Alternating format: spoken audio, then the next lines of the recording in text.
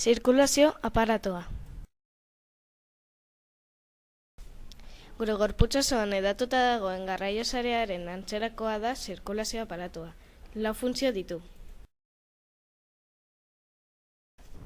Lehenengo funtzioa digestioaren bidez jasotako mantenugaiak zelula guztietara garraiatzea da. Bigarren funtzioa arnasketan jasotako oxigenoa zelula guztietara garraiatzea da.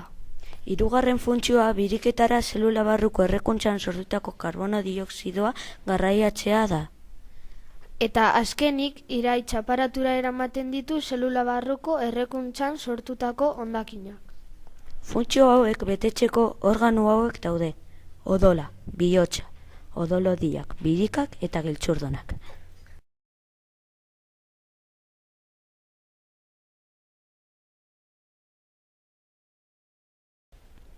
Odola zirkulazio aparatuan gorputzeko leku batetik bestera hainbat gai garraiatzen dituen likido gorri, gasi eta sendo bat da. Likido hori gai likidoz eta gai solidoz osatuta dago. Alde likidoa odol-plasma du izena eta digestioaren bidez osatutako mantenugaiak gorputzeko zelula guztietara garraiatzen da eta iraitza aparatura eramaten ditu zelula barruko errekuntzan sortutako hondakinak. Beste aldetik alde solidoa dago eta 3 osagai ditu. Globuzka gorriak arnasketan jasotako oxigenoa gorputzeko zelula guztietara garraiatu eta biriketara garraiatzen du zelula barruko errekuntzan sortutako karbono dioxidoa. Globuzka zuriak infekzioetatik babesten gaituztenak eta plaketak zauriak ixten dituztenak.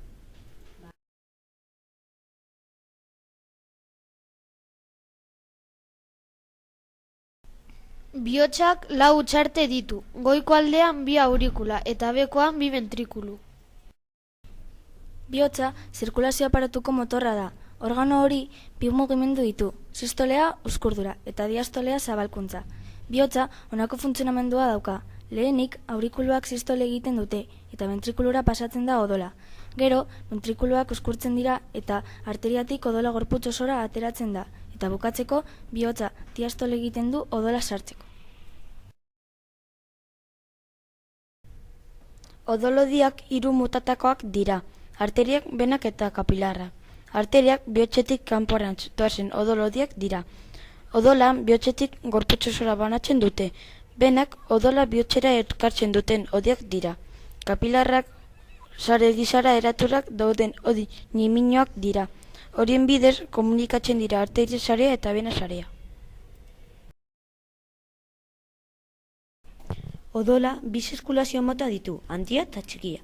Zirkulazio handia odola ezkerreko ventrikulutik ateratzen da, zelula guztietara elikagaiak eta oxigenoa eramateko.